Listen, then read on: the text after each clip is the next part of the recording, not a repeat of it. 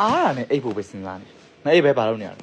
အိတ်ဖို့ပဲစဉ်းစားမအိတ်ပဲနဲ့အိတ်ဖို့ပဲမအိတ်ပဲနဲ့ဘာအိတ်ဖို့ပဲမအိတ်ပဲနဲ့ဘာလို့အိတ်ဖို့ပဲစဉ်းစားနေမအိတ်ပဲနဲ့ဘာလို့နေရလဲ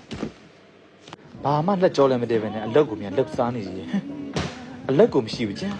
လက်လှုပ်စားနေသေးတယ်အလုတ်ကိုမရှိဘူးအလုတ်လှုပ်စားနေသေးတယ်အလုတ်လည်းမရှိဘူးအလုတ်လှုပ်စားနေအေးအားရနဲ့အပြင်ထွက်ဖို့ပဲစဉ်းစားနေနော်အိမ်ထဲမှာပဲနေမနေနဲ့နော်တင်းအိမ်ထဲမှာပဲနေမနေနဲ့အပြင်ထွက်ဖို့ပဲစဉ်းစားမနေနဲ့နော်အိမ်ထဲမှာပဲနေမနေနဲ့အိမ်ထဲမှာပဲနေအောင်းနေလိုက်အပြင်ထွက်ဖို့ပဲစဉ်းစားမနေနဲ့အိမ်ထဲမှာအောင်းမနေအိမ်ပြင်ထွက်ဖို့ပဲစဉ်းစားနေအိမ်ထဲမှာအောင်းမနေနဲ့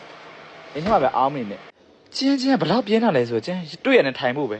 မတက်ပဲရက်မနေနဲ့ထိုင်ဖို့ပဲစဉ်းစားနေရလားမတက်ပဲရက်မနေနဲ့ဒီထိုင်ဖို့ပဲစဉ်းစားနေရလားမတက်ရက်မနေထိုင်ဖို့ပဲစဉ်းစားမနေနဲ့